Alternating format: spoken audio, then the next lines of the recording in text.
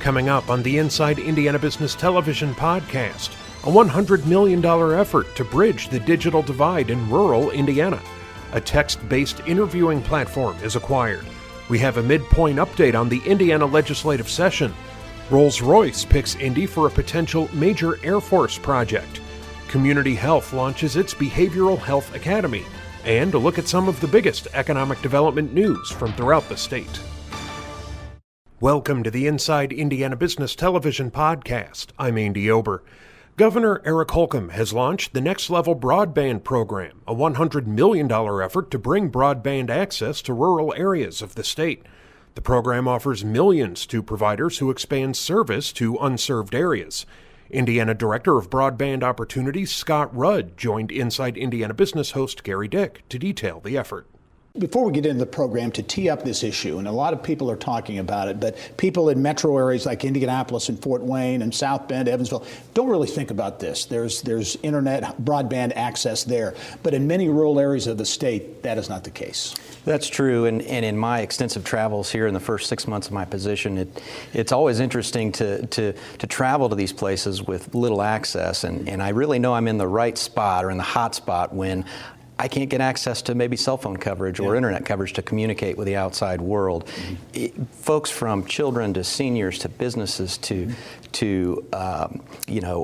governments, quite frankly, are struggling with this issue. Well, when you talk about that, you talk about cell service, but then you talk about business development and businesses trying to grow, families, kids doing homework, that kind of thing. I know there was a story, the governor has told it several times, the Starbucks in Martinsville and how busy that can be during the week. Yeah, I live next to a public library, and so every day when I come to work, I see folks, or in the evenings when I get home, I see folks parked there in their cars with the lights on their phones and on their laptops, children and adults, and they're utilizing a technology they don't have access to at home, and that might be due to the lack of affordability for that individual. All right, let's talk about this pretty ambitious program, $100 million targeted to get broadband access to a larger swath around the state. How's the program going to work? So the program will be administered by INDOT and OCRA, carried out by OCRA, and will go to providers or any folks who would like to deploy broadband to some of these unserved areas. And unserved is a definition of an area that does not have 10:1 speed. So that's kind of a very limited speed, and if a community member or business doesn't have access to that, they're going to struggle to operate in a day-to-day fashion. What are you seeing around the state? Because this is a program I think that takes collaborations, the providers, but also communities around the state are beginning to engage in this. We are seeing extensive engagement at the community level in ways that we don't see typically, with community members and businesses and educators and healthcare folks and seniors and on and on and on, coming together in a way to drive this issue and drive investment to their individual community, because at the end of the day, Gary, this is a local economic development issue that affects local prosperity. And you have witnessed this firsthand. You were involved in a broadband deployment, the broadband situation in Brown County. That's right. Yeah, we were very fortunate to engage numerous providers, which is really what it's going to take to solve this problem in some of these communities, in making a major investment of over $20 million in fiber to the home. So we're very fortunate, and we worked very hard to accomplish that. A couple examples as we wrap up. I know you've identified real key challenged areas, Benton County in west central Indiana, Crawford County down south. I guess it's areas where there's just not much population, right? Gary, the low density is really the challenge here, and 6 folks per mile is something that is very difficult to attain, and so the Next Level Connections program is aimed at shining a light on those areas of darkness and really bringing resources there. And this, as we wrap, $100 million, but it's just the beginning. This is phase one of what will likely be a longer-term program. That's right. Thanks to the leadership, the administration, the legislature, this will be the first phase of that rollout, and look forward to seeing that happen. Major economic development issue around the state, access to high-speed broadband, internet access. Scott Rudd, the Indiana Director of Broadband Opportunities. Thanks, as always. We'll be following the story. Thank you, Gary. All right.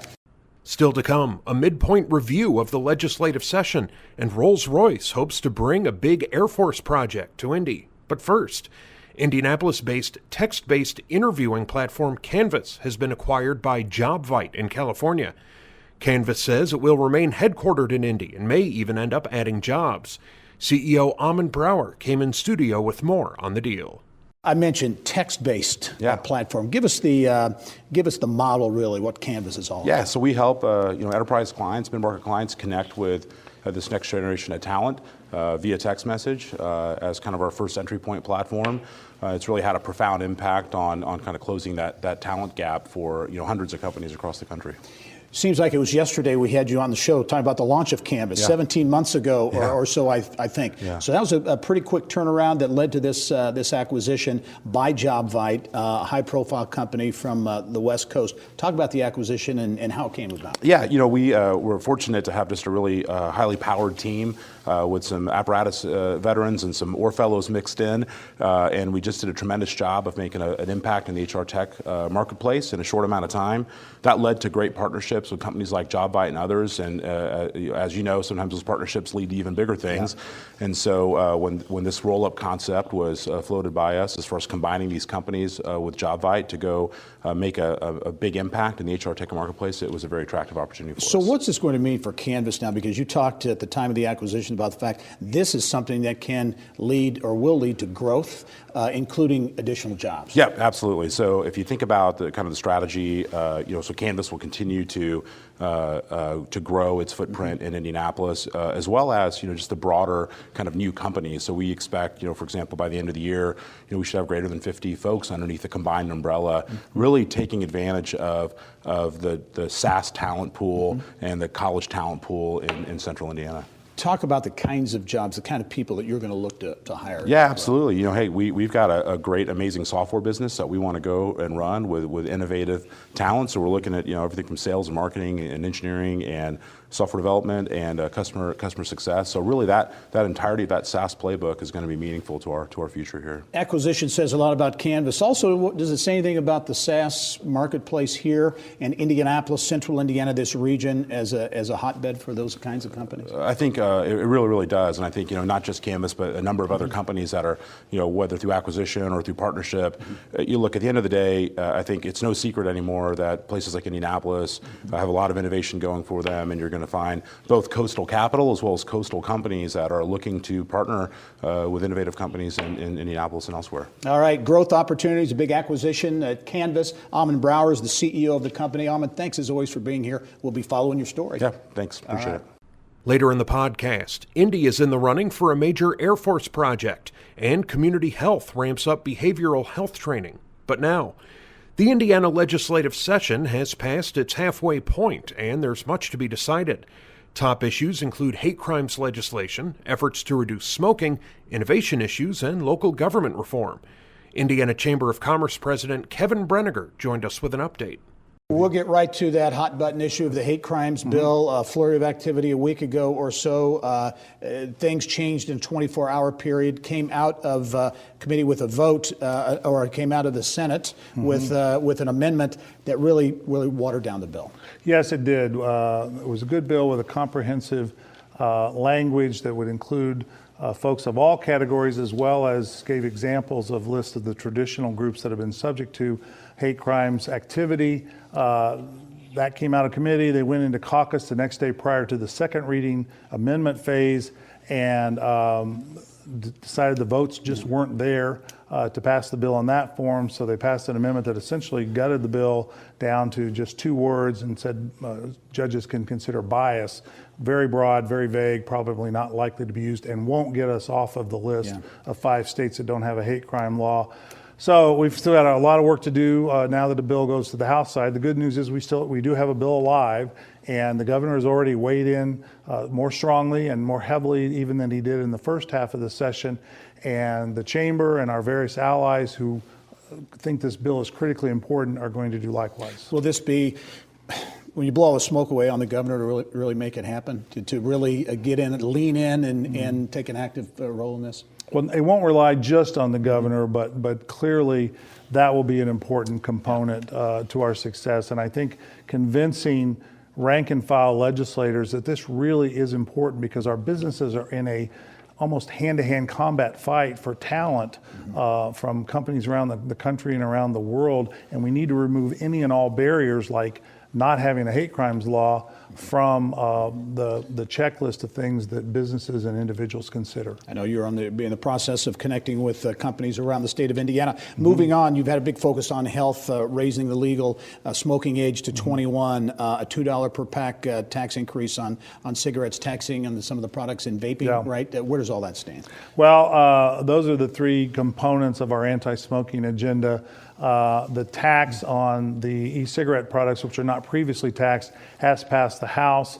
The raising the legal age passed out of committee and then was held in the Tax and Appropriations Committee. We think that that'll be added to the vaping tax bill, and we'll get there before the end of the session. And then the $2 cigarette tax, which will help reduce smoking rates.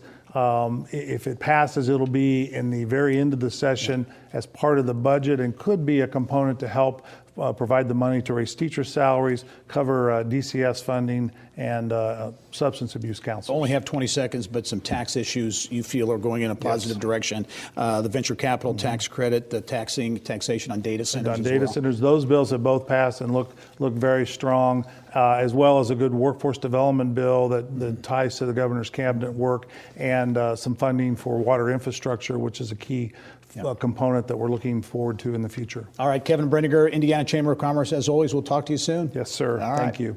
Remember, you can catch Inside Indiana Business Television on stations throughout the state every weekend. Head to InsideIndianaBusiness.com to check listings. Still to come, an effort to address a shortage in behavioral health specialists, and a new center will focus on social policy. But first, the CEO of Rolls-Royce North America says if it is chosen for a big U.S. Air Force project, it will do that work in Indianapolis. The Air Force is looking for 650 new engines for its B-52 bomber fleet. Inside Indiana business reporter Mary Rachel Redmond has more.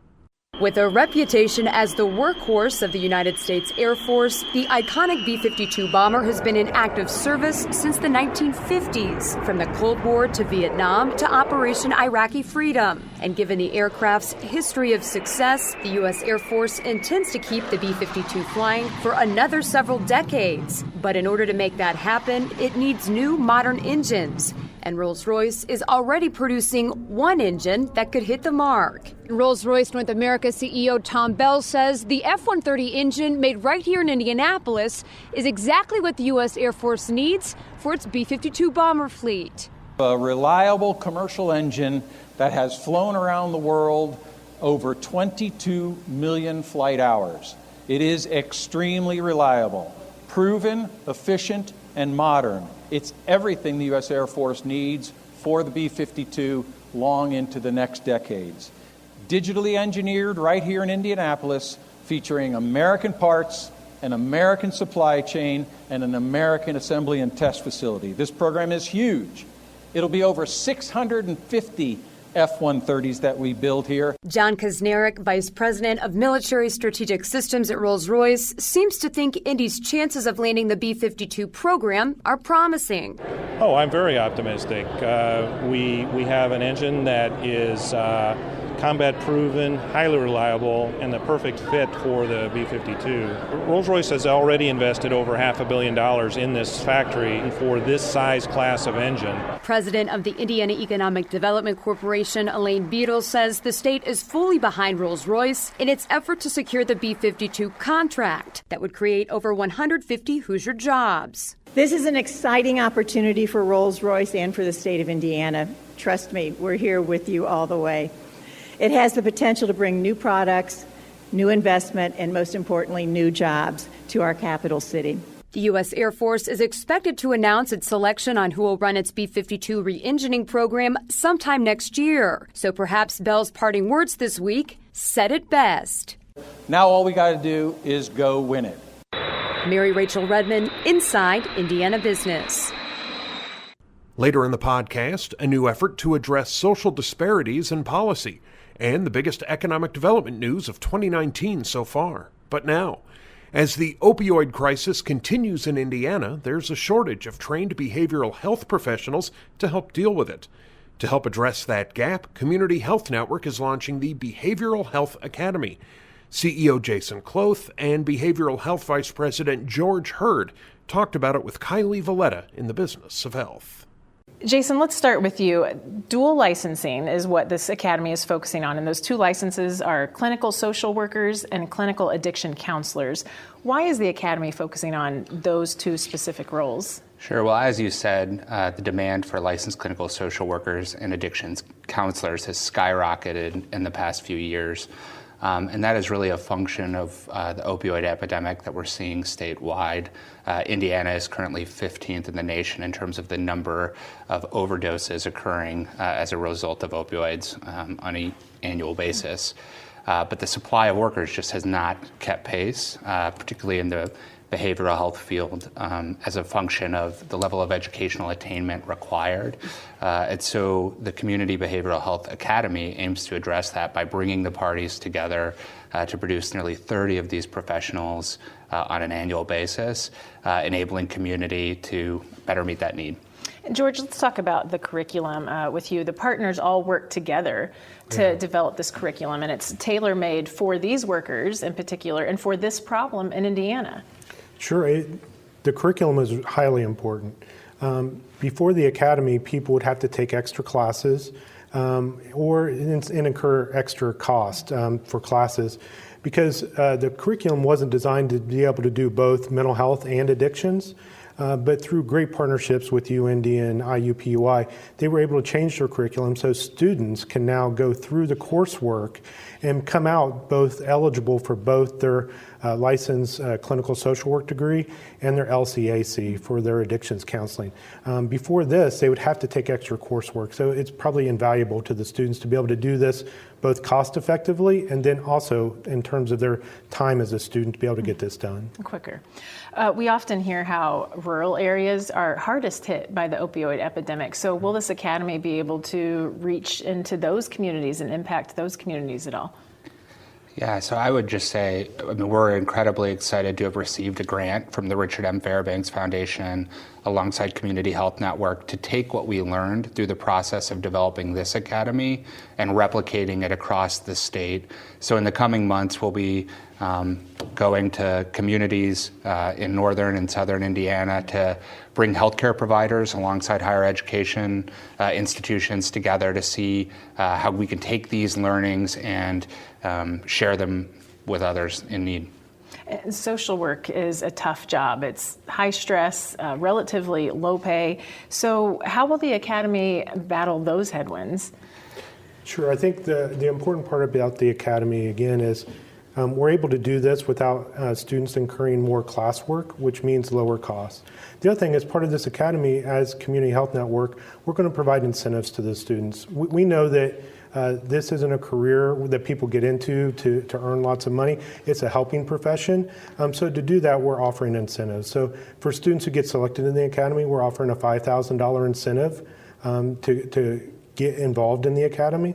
And then upon licensure, if we hire them, we'll offer another $5,000. So that really should help offset the cost of their bachelor's and their master's degree educations. Hopefully that entices more students to get involved. All right, we have just a few seconds left, but give us an update. Are students enrolling now, and when will they be in the field? Yeah, so we have just been overwhelmed by the level of interest in this work. So we announced the launch of the Community Behavioral Health Academy just last week, and I believe more than 60 individuals have reached out to express their interest, and Community Health Network has already interviewed upwards of 10 of those individuals. So we're just very, very excited about the path forward. That's great. Well, Jason, George, thank you both for being here. Really important topic and good training. Thank you. Good luck. Still to come, a look at the biggest economic development stories early on in 2019. But first, Indiana University's Public Policy Institute is launching a center focusing specifically on social disparities in policy. The Center for Research on Inclusion and Social Policy will take on topics including poverty, immigration, education, and housing. Director Brianka Merritt has more in our Eye on Education segment. All right, let's talk about this new center. First of all, how did it come about? Sure, it came about as a natural next step for a lot of the research that we're already doing and that I do that deals with issues of social policy and equity issues, particularly in Indianapolis. Let's talk about some of these issues because these are very topical, relevant, many of them hot button issues. Talk about the kinds of issues you'll be researching and dealing with. Sure. So big picture, social policy is a broad topic, and they're very interrelated. So we're touching on issues of housing, crime prevention, home ownership, as well as dealing with issues of bias and hate crimes as well. Well, that's certainly very topical now in Indiana as the debate at the Indiana State House is centered on creation of a bias or hate crimes law, a bill going through the State House now. As you look at the work you're doing, is this for other researchers or is this really for the general populace and businesses, organizations, and institutions? Absolutely the latter. So we're obviously wanting to inform the research discussion, but our primary audience includes legislators, nonprofit leaders, anyone who's really needing information to make decisions, and also to inform community residents as well. And this is a multidisciplinary type of center, right? You really, to research one area, you're really delving into a bunch of different areas. Absolutely. Yeah. So if you think of issues of housing, for example, it's impossible to deal with that issue without thinking about someone having a criminal justice record or issues of education, inability to afford a home. So there are a lot of issues that tie together very well. The School of Public and Environmental Affairs, SPIA at IU and IUPUI Public Policy Institute, really working together, a lot of cross-collaboration in this center, I assume. Absolutely. Yeah. As you look at ultimately what this can become, in terms of its impact, is this as a center like this grows? Do you see that impact it has on community growing over the years? Sure. As you know, we're not a consulting firm, so we have responsibility for IUPUI and the larger university community to give back to the public. Yeah. And so our goal is, again, not just to inform each other, but to really help inform the people who are on the ground doing the work. Yeah, there's so many schools and entities, in particular IUPUI. I think of the School of Philanthropy that is a nationally, globally recognized institute. And this new center that you have here, you view this as really an asset for the community, something that, whether you're businesses, academic institutions, legislators, whatever the case might be, can really be an asset to those folks. Yes, and then bringing experts to the table where they're needed, right? So when we have issues of philanthropy or issues of education, we bring those experts to the table to enhance our work even more. All right, well, it's a brand new center, CRISP for short. Brianka Merritt is the director of the Center for Research on Inclusion and Social Policy. Thanks for joining us. We'll be following the story. Thanks again. All right. And finally this week, we take a look at the biggest economic development stories so far in 2019, including record traffic at Indianapolis International Airport and a new hotel brand calling Indiana home. KSM Location Advisor CEO Tim Cook and President Katie Culp have a roundup.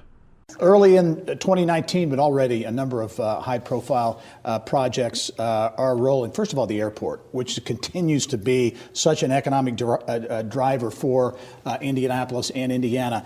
620,000 passengers more in 2018 than the previous year. Big numbers.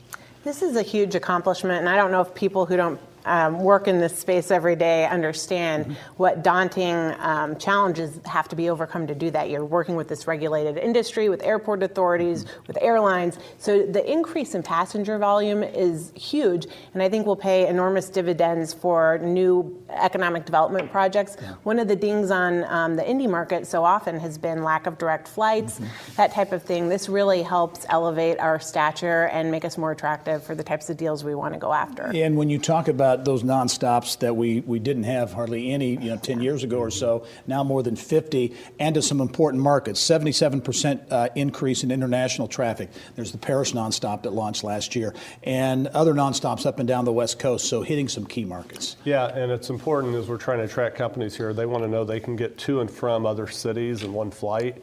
And the more that we've been able to expand what those locations are, I think that helps that strategy. As you look at that, for you guys, you're in the business obviously, but to those who don't fully understand the importance of nonstop flights when it comes to office development or commercial real estate development, whatever the case might be, venture capital coming from the coast, it's a real issue. Yeah, I mean, it was a big deal when we got the nonstop to San Francisco a couple of years ago because those VC folks could not get to and from Indianapolis, and so I think the more we can add to that list, I think that just helps that argument. And related to that, I think initially a lot of companies were leaving California and they went to easy answers like Phoenix or Denver. The more we have these direct flights, the more obvious a solution we can provide.